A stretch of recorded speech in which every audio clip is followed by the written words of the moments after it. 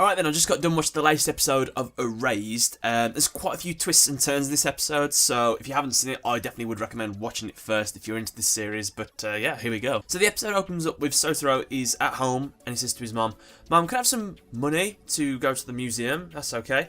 And she's like, "Oh, is it a date?" And he's like, No, it's not a date. I'm just going with a friend." And she's like, "Oh, okay."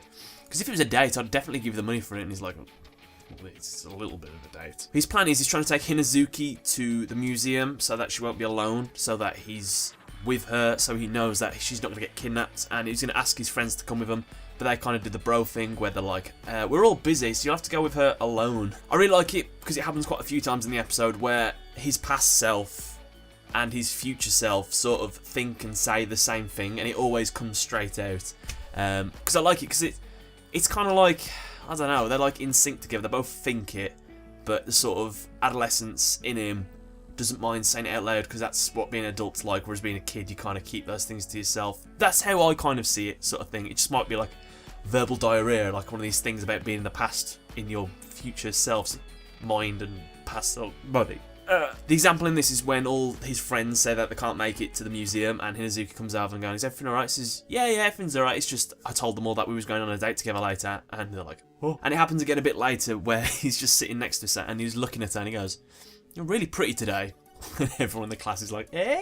So Taro goes to meet with Hinazuki's mom and saying like, would it be alright if she comes to the museum with me? And she's like, I don't know.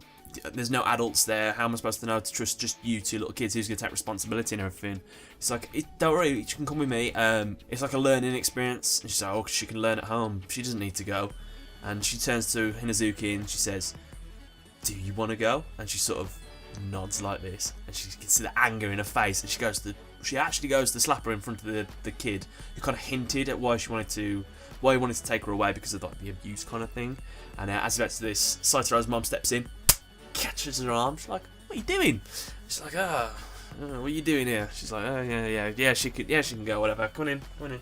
So that was a lucky save, and it wasn't just fate that happened to get her mom to walk past. She was actually like stalking the two kids to make sure they were like not up to anything too bad. So that was kind of funny. And she kind of says no, she wasn't. She's like, "Were you following me, Mom?" She's like, "No." So this is where the drama sort of starts to happen. They're at the museum and like everything's going nice, they're having a nice time, starting to enjoy themselves, and they go to see, do you want to go see the stars in the observatory? And he looks at Hinazuki. The cut is like a cinema screen sort of thing, like he's watched it before.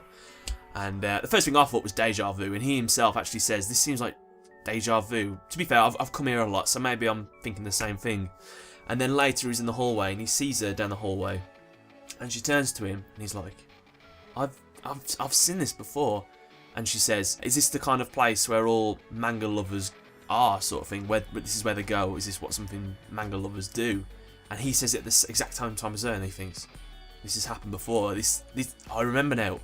I came here before alone, and she was here, and we started talking here before." Now, what I thought was happening, in all honesty, was the fact that whatever happened in the past that he thought happened didn't actually happen. And that makes no sense. We try that again. Whatever is happening now, but the things he thinks he's changing, that's already happened. But I don't think that's the case, because it does show you some like changes in what happens, where she was standing here and now she's not standing here. So I think it's just been a similar, because he's doing a couple things similar to what he used to do. He referred to it as being on the same rails of time that he was already on back in the past, and he needs to get onto another rail or change his path in order to stop the event, which is down the road of that rail, which it doesn't go into too much detail, but that's kind of where I thought he was going with it. It was good. It was nice as well. Next day at school, Hinazuki says hello to him with a smile. That's always a plus in my book. I liked it though where he's walking with her home and he's holding her hand, and he goes past the place where she was murdered, and it looks really ominous when you know what happens there. It's just like the lamp with like the reddish kind of glow on the snow. And he sort of looks at it, and this is where her fate would have been. He sees like an image of her standing there alone, and it sort of fades away, and he like grips his hand tighter on hers, and they like walk off a different way. So that's kind of like where her destiny was meant to be, her ending, and he's sort of past it kind of thing. I like that. It was poetic. On the day that she was meant to be murdered, spends the day with her, and then she goes home, and then he goes home, and he's like, "Yep, I think I've changed the future. I can't wait. So he goes and he runs off just before midnight, and he goes to a house and he's standing there with his little alarm clock, and it's like 11:59 p.m. and it ticks the suspenseful music I'm hearing. I'm like, something's gonna happen, and it ticks over and it's 12 o'clock, and he's like, nothing happened. Guess that's it, and he goes home. But what I thought was happening, I thought he was just gonna get knocked out or something and get dragged away, and like he was the new victim to whatever was gonna happen. But luckily that didn't happen. But I still shit in my pants because he went straight from home to her house, knocked on the door, and there wasn't like an answer straight away. I was like, oh no, she's been like kidnapped from a house or something, or something's gone wrong and she's gone. But then she opened the door and she's like, you an idiot or something? What are you doing coming here so early? I was like, oh, thank God, she's okay. One thing I do want to mention though is he says to himself when he's outside of a house that it wasn't a good idea for me to come here at midnight. Now, I kind of get like, if she would have gone missing then, I kind of thought that it'd been like, an eyewitness said that, oh, I saw that boy outside of your house at midnight the same time she went missing. I don't think that'll come into play later, but that was just something I noticed that was commented on, so I don't know. Something else I do want to bring up. The girl that accused Hinazuki of stealing the money in the last episode, the girl that invited her to her house to see a Christmas tree like years ago or something, she only has like one line in this episode where she says, oh, I can't talk to the teacher because he thinks I'm a thief, and you think I'm a thief as well, don't you? I think she's gonna get murdered instead, like throwing it all out there, because I think she was at school at the last day. I'm getting a bit ahead of myself, but I wasn't 100% sure. I'm guessing she was.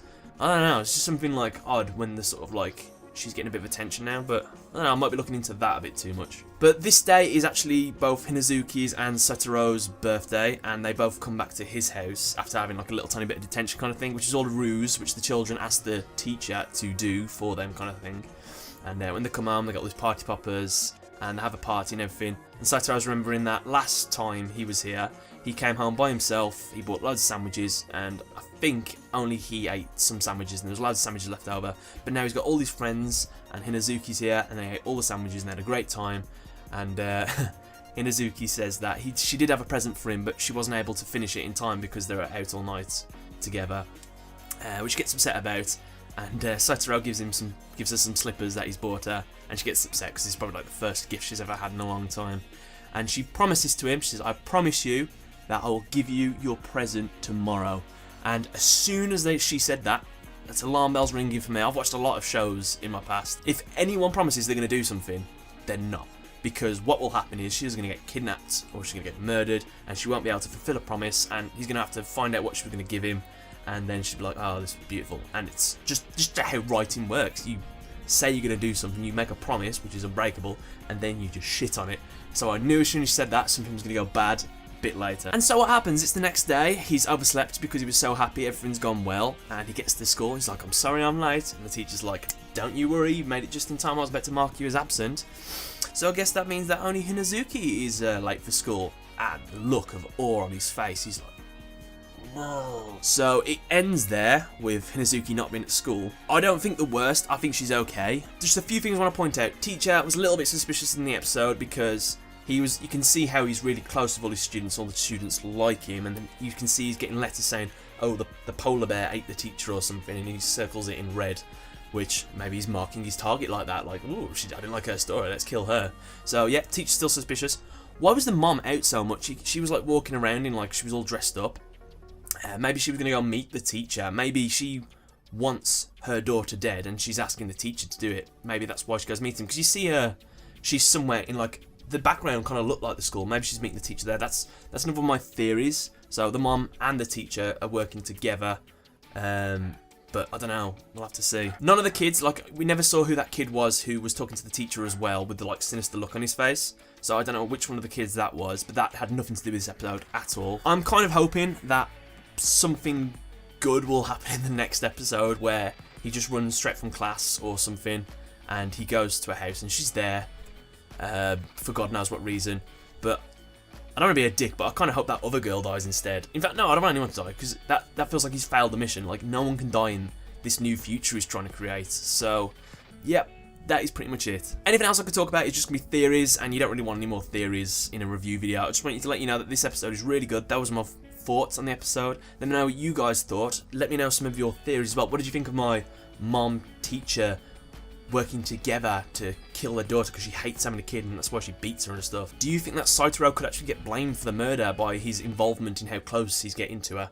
Because that's something I'm worried about and I hope that doesn't happen. And just let me know if every single moment that you're watching these episodes, your heart is just like tense because you don't want anything bad to happen. I really don't want anything bad to happen to these characters. But yeah, thanks a lot for watching and don't forget to leave a like, favorite and subscribe, and